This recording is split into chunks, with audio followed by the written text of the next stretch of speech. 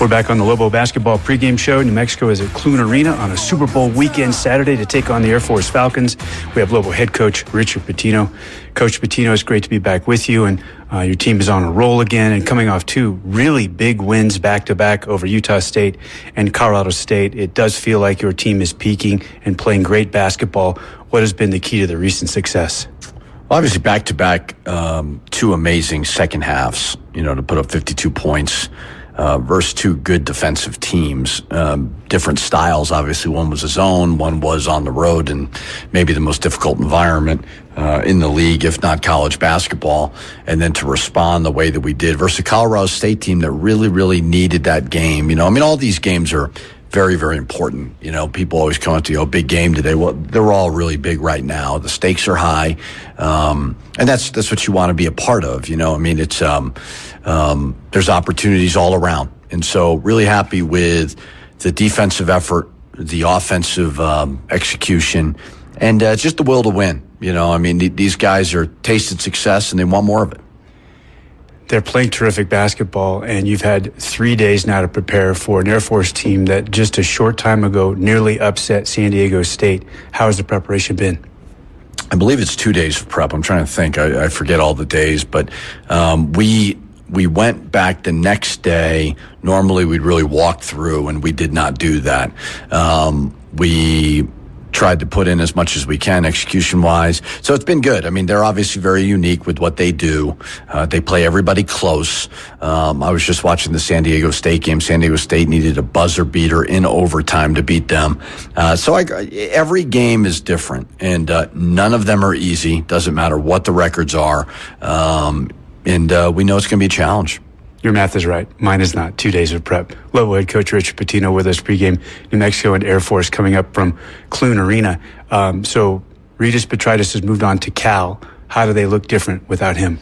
Yeah, I could have let it go, by the way, but I always like to call you out because I know you're smarter than me. So if I ever have opportunities to do it, I can do it. But nevertheless, he was really, really good. We played great in the conference tournament versus them, but he's a terrific player.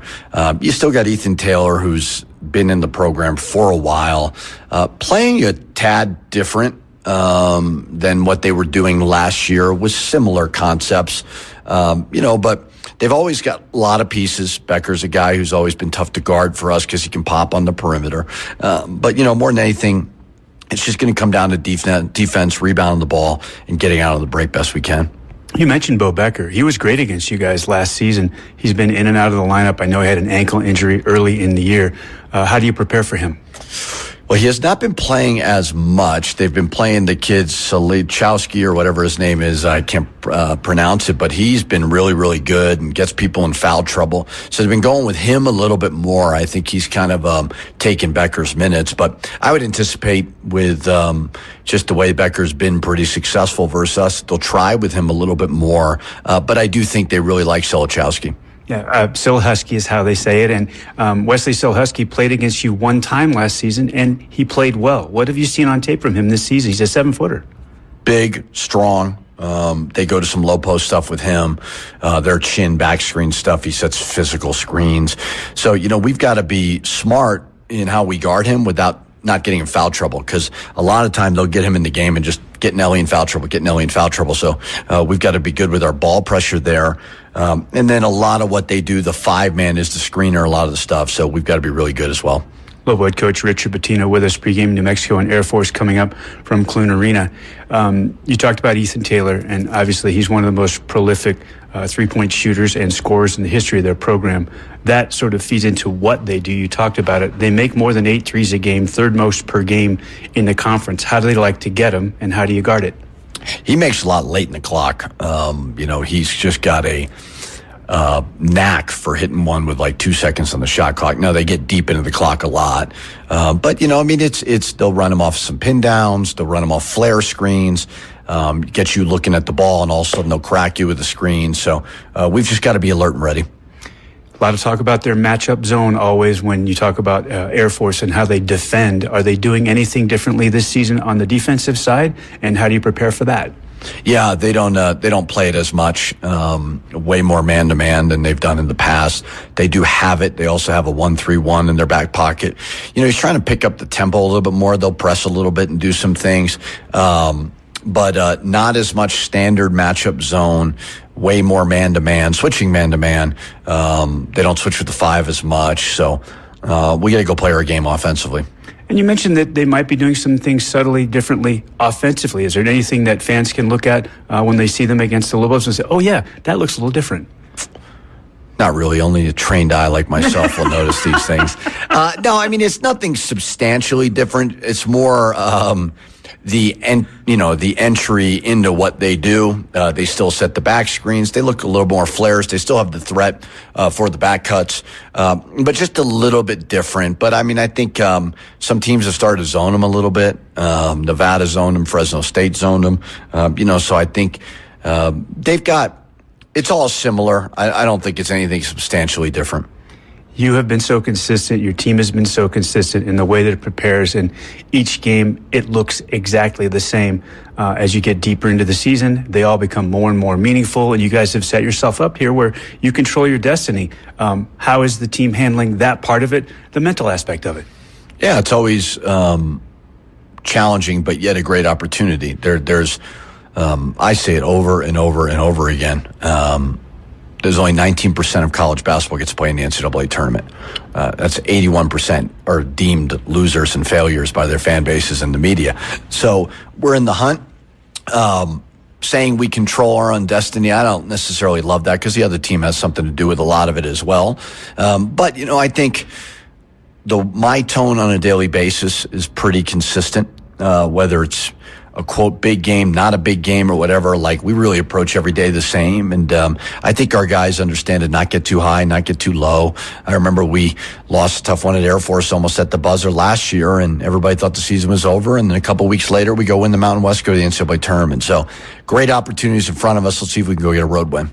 Quick follow-up. You mentioned that you showed your team a video of the U.S. marathoner and the finish and how important it is that to remember that you have to finish strong. Yeah, I mean, I think because we have so much data, social media, we have a fan base that cares. I mean, phenomenal. We've already sold out, Utah State, which is great. But what comes with that is people declaring the season is over when you got 8, 9, 10, whatever games left. Oh, you're in the tournament. Oh, you're in, your first place. Like, great. We're at about the 80% mark, 85% mark. It really doesn't matter if you don't finish strong. I mean, we have done a lot to put ourselves in a really good spot. So I don't want to devalue that in any way, but everybody remembers the finish. They don't really remember the start of the race. And I showed Hall from the United States, and he was in about 4th place around this spot, and he just kept fighting and fighting and fighting. So, you can be in first place and still fight, and still build a lead. And I want our guys to have that mentality more than anything. Great stuff, Coach. Best of luck. Thank you. Lobo head coach Richard Pitino, our guest pregame. Right after this timeout, it's Lobo Basketball on the UNM Sports Radio Network. Welcome into the Lobo Basketball postgame show as we come to you live from Clune Arena at the Air Force Academy in Colorado Springs. The Lobos knock off the host Falcons 88-53 is the final. The Lobo Basketball postgame show brought to you by the Albuquerque Downs Racetrack and Casino, winning entertainment including simulcast racing, live music, dining, the best games, and more. That's the Albuquerque Downs Racetrack and Casino. New Mexico with the win improves to 20-4. And 12-1 in league. That's 3 consecutive years of 20-plus victories for New Mexico. This team has won 6 in a row. Hunter, the Lobos are flat out on a roll right now. And they are. You're starting to get some growth. I mean, each player's gotten better. You could see it. But they're being more consistent, and especially on the defensive end. I mean, what a performance by True Washington today. Defensively, getting this team going. When they struggled from the offensive end, starting off with 0-10. Each member is kind of settling in. They know their roles on this team, and they're executing. And it's fun to watch. Let's lock in on that moment at the outset of the game. The Lobos were 0 for their first 10 from the floor. They had scored 2 points from the foul line. They were trailing 8-2. And then New Mexico ran off 13 consecutive points, and it all started with True Washington, didn't it? Yeah, it did. I mean, I think it was 3 pick sixes or 2 or 3 in a row, and that really got them going. New Mexico did it tonight for the most part until late without the three-point shot. And that's a testament to the defense, isn't it? Because they're able to get out in transition, and so many of those paint points, and they dominated in the paint, came because they were playing against a defense that wasn't set.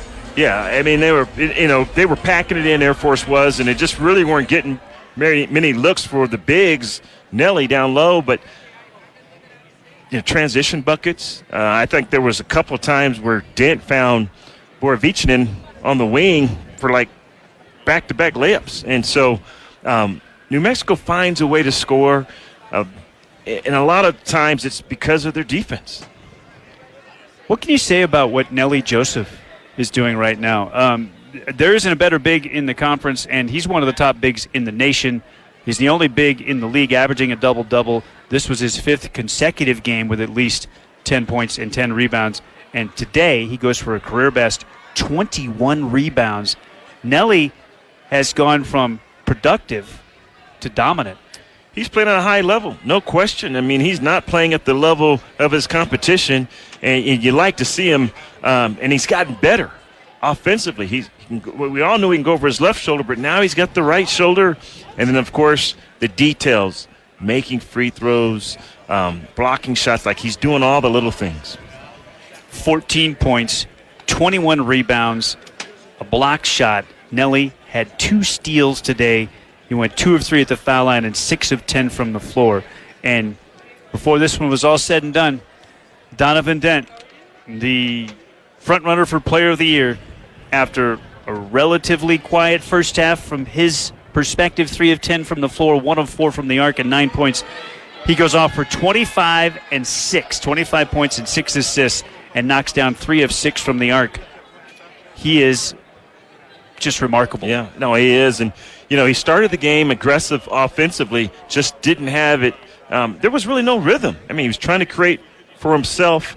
But I think once they got settled in, and it started on the defensive end, they started getting rhythm, and he started stroking it from outside. He started hitting that nice little 15 elbow extended 15-footer. Lobos with a big win here at Air Force. 88-53 is the final. New Mexico has won 6 in a row overall, and the Lobos improved to 12-1 in conference play. We're joined courtside post-game by Lobo head coach Rich Pitino. And Coach Pitino, congratulations. Your team's focus has just been tremendous and got down 8-2.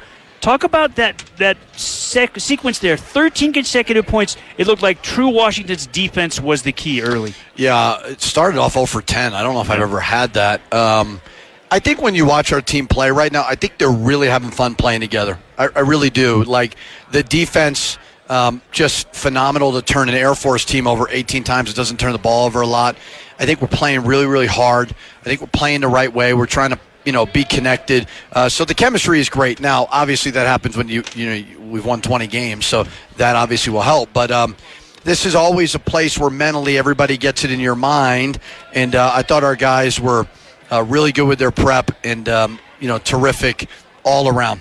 Coach, good point. I think guys are settling into their roles. They understand exactly what's expected of them, and they're going out and executing, especially on the defensive end. Now, to that credit, Rob and I were talking, maybe 4 backdoor cuts. I mean, usually Air Force gets 10 or 12. I mean, they're getting them all game. And I don't think they got us. They got us on 1. On a backdoor cut. I will say this: they don't do it as much. They've not, for whatever reason, with this team, done it as much as last year's team. So I'd like to give us credit, but they've kind of gotten away from that for whatever the reason is. I mean, Coach Scott obviously knows the system a little bit more, but the biggest thing was, I don't know what the deflections were, but the pressure on the basketball was phenomenal. Pressure on the basketball was phenomenal. And where do we go with the superlatives for Nelly Jr. Joseph right now, Coach? I'm certain that you guys are going to nominate him for Player of the Week again, and he goes for a career-best 21 rebounds. Didn't score in the first half, just impacted the game, and then he ends up with a double-double anyway. I mean, he's amazing. Yeah, everybody knows my thoughts on him as a person. Love him. But retention is so important, and if you can find a way, this is a great experience playing basketball for New Mexico. Hunter knows I've always played. You've been around long enough to take over a crowd on the road. The support that we get from our fans is absolutely absurd. So I know it's evolving into money, but I hope our guys, I tell them all the time, I hope you really appreciate it. So to get a guy like Nelly to not dive into the portal, to come back and trust it, is huge, and we've got to continue to do that. It's not just about money, though. I mean, it's about, the environment you create, the culture you create. You have to. It's got to be they got to trust you. They got to believe in you. They got to have fun. They got to win. Winning helps as well. I believe that's our third consecutive year of 20 wins, which is great. So they're playing for each other, obviously sitting in first place, which is awesome. But, Coach, I watched the interaction we talk about this, the interaction between you and Nelly. Yeah. It's hilarious how you guys communicate, and and he listens. But you guys kind of go back and forth. Credit to you. I mean, just being able to be able to, and I always talk about this, it's amazing what coaches are able to do, whether it's increasing a kid's intensity, their confidence level. But for Nelly, he's gotten better in so many areas. He doesn't play at the level like today. He didn't play at the level of his competition. Yeah, he's dealt with 5 years of sarcastic Patinos, messing with him all the time. He knows how to laugh, and about 90% of the time when I'm screaming at him, he knows I'm messing with him, but he does listen. Yes, he does. He really does, and very, very proud of him. He's got a little senioritis as it pertains to practice. He's not real fired up for the February practices. The other day I yelled at him, and he goes, "I've had 5 years of you, Patinos. Please stop yelling at me." And I started dying laughing. So, but obviously we want to win, but I want him leaving here with a great opportunity wherever it is, and he's certainly increasing his value. Coach, how is Stoff? Yeah, he fought through it, tried to go, and then I said, Stoff, you know your body, and I trust you. I don't think you're soft. I know you're going to play through injuries. And he said to me this morning at breakfast, it's just not, it's hurting right now. I need rest. And I said, no problem. And it was great to get Sacco in there some more. We played Phillip at the 4 a little bit, Jovan in there as well with 7 rebounds, which was great. Yeah. So found a way. because in this building, San Diego State was desperate in overtime. Yeah. They do that to you, and we were down a crucial starter and played great. Coach, congratulations. 6 in a row, 12-1 in the league. No start ever that good in Mountain West play for the Lobos. It's just it's uncharted territory where you guys are. Keep it rolling. Look forward to Wyoming coming up. All right. Thank you, guys. Thanks, appreciate Coach. it. Lobo head coach Richard Pitino postgame. We'll take a timeout. We come back. We'll wrap it up from Clune Arena. The Lobos rout Air Force 88-53 is the final. We'll hear from a Lobo star of the game on the other side on UNM Sports Radio Network. We're back on the Albuquerque Downs Racetrack and Casino postgame show. Winning entertainment, including horse racing, live music, dining, the best games, and more. That's the Albuquerque Downs Racetrack and Casino. The Lobos, an 88-53 winner over the Air Force Falcons here at Clune Arena. Our guest postgame courtside with my broadcast partner, Lobo legend Hunter Green. I'm Robert Portnoy. Is Cade Dawson, the Lobo freshman guard. Cade, at some point, they're going to look at that scout and realize that they can't step away from you. If you're standing at the three-point line and they step away, you're going to shoot it and you're going to make it. Congratulations on another dub for your team. And it just feels like your confidence grows with every single time you step on the court. Yes, sir. I'm just trying to get better, As long as they keep guarding me like that, I won't complain. I'll shoot it. Man, oh, man. And the one over here from the wing, that was a longer one, it looked like. Yeah. As long as they guard me like that, I won't hesitate. Cade, your first time entering and playing in Clune Arena. Tell me about it. How was it? Did they tell you kind of, hey, it's going to be like this, and was it all of what you expected? Yeah, it was pretty cool. I think we had probably 80% of the fans here, so, home court advantage, I could say. I like these goals. I hit some shots, I like this gym, and I like this game. What about that? You come on the road, it's 5.5 hour ride from Albuquerque, and the way these folks show up in the cherry and silver. Man, it's amazing. It's a blessing. I know a lot of schools are not like this. So while I'm here, I plan to be here forever. How long as I'm here, I appreciate these fans and everything that they do for us. Well, it's fun to watch you get out there and get some minutes. Right now, it looks like the strongest part of your game is that jump shot. Is that kind of what you look to do when you come into the game? I wouldn't say I just look to shoot, but when I see them, If they back off if they back up that far, I won't hesitate. It's just natural. Respect me. Put some respect on that, right? I work on my game, and I work on shooting deep threes, too, so that's just a normal shot for me. So if they back up, I just feel like I've been watching you in these shooting drills. When your teammates, you guys have these shooting drills, you're on fire, man. Yeah, I would consider myself the best shooter. Okay. I feel like a few of them would too, but that's what I want to ask about. I love the confidence, and you can see it on the court every time you get out there. Here's Jovan Milicevic, first career start for Jovan today. My boy. Filip Borovicina with a terrific performance for the Lobos today as well. This is the trio right here that was shooting that shooting drill. That they were hot. We're looking at not just the present, but the future as well right here with this trio. Yeah. If you guys are lined up, and we know how BA can stroke it, and I know True is ultra confident, and Donnie and CJ is a terrific shooter, and Philip and the whole deal. We line them up. You going to bet on yourself? 100%. There you go. I like that mentality. The only person that may be able to shoot with me is BA. Okay. Right. But he can't shoot with me either. I love it. Where did you learn your jump shot? You credit somebody. Who helped teach you the jump shot, or is it just hours in the gym? Is there a coach back in the day? I'm going to say my older brother. He was a good shooter. He was way taller than me, too. He like 6'6", so, he could shoot over top of people. I just watched the way he shoot. I let it go. I learned to shoot quicker, shoot further since I'm shorter, but I credit my older brother. How much have you learned watching Donnie work these ball screens? I learned a lot. I'm just watching. I'm waiting my turn, but just watching him do his thing, see how he gets his spots. He had 25 today, but it was an easy 25. I'm just watching everything that he do. And the last thing I'll ask, look at Nelly working the fans over there. It's just so cool. You guys are tremendous with the fans. Couple of games back, Nelly had a little foul trouble. Yep. Teak gave you guys some great minutes last weekend in Logan. And, there's some veteran guards, but we're just talking about handling the ball and that point guard spot. If Donnie ever had an issue, you're the guy. How do you stay ready? It's mental, I just got to stay ready. I know one day this team will need me. Donnie been battling through some injuries throughout the whole year, so you just never know. He play a lot of minutes. He might take a hard fall and just be tired, even if he tired, So I just got to stay ready. It's all mental, really. Impressive performance, as always. Thanks for being with us, and we look forward to Wyoming coming up. Yes, sir. Appreciate it. Good job, Kate. Appreciate it. Cade Dotson, Lobo freshman point guard, our guest here post-game courtside at Clune. Lobos 88, Air Force 53 is the final. Some final numbers. The Lobos shoot 47% from the floor after starting 0 for 10. They go 33 of 70.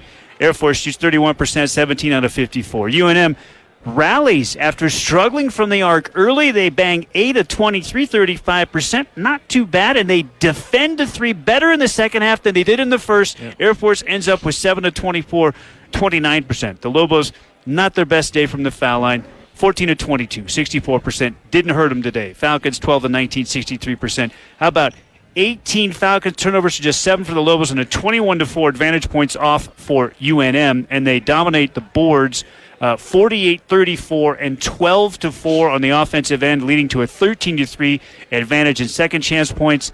The Lobos end up winning bench points 20-16, and they just blitz them in paint points 48-18, and in fast break points 21-11. That's where the game was won. Yeah, and as I said in the pregame, this game was more about the Lobos than it was about Air Force.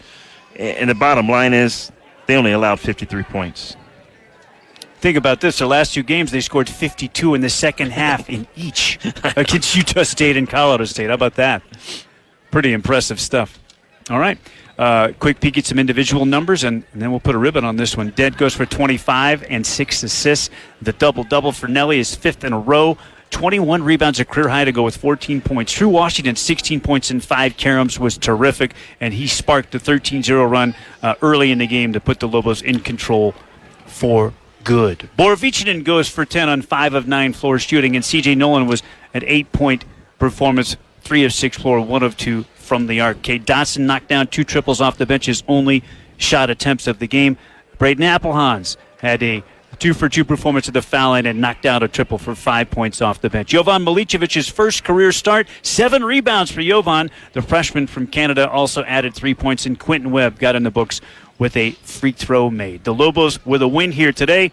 They improve to 20-4 and 12-1 in conference. They sit atop the Mountain West. And Hunter, this is a team that looks like it's on a mission right now. It is. And don't want to get too excited right now because there's still work to be done.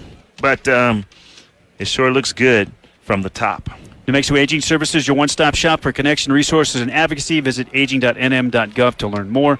We will have the Lobos and the Wyoming Cowboys coming up for you from the fabulous pit, and that one will happen on Wednesday night. The Lobos hosting Wyoming. That is an 8 o'clock tip. Our airtime 7:30 with the Lobo basketball pregame show. Bob Walpo, producer and engineer. Broadcast partner, Lobo all-timer Hunter Green. I'm Robert Portnoy, SID extraordinaire Steve Kirkland. Crushed it tonight as the Lobos did all kinds of things they hadn't done before or hadn't done in a really long time. This is fun, Hunter. Yeah, it is. Winning is fun. 88-53 is the final. The Lobos defeat the Air Force Falcons. That'll do it for us. We'll talk to you from the pit. That's coming up on Wednesday. Final score for the final time. The Lobos 88, Air Force 53. So long. The post-game show, call-in show is next. Lobos Live with Kenny Thomas and Brandon Ortega. This has been Lobo Basketball on the UNM Sports Radio Network.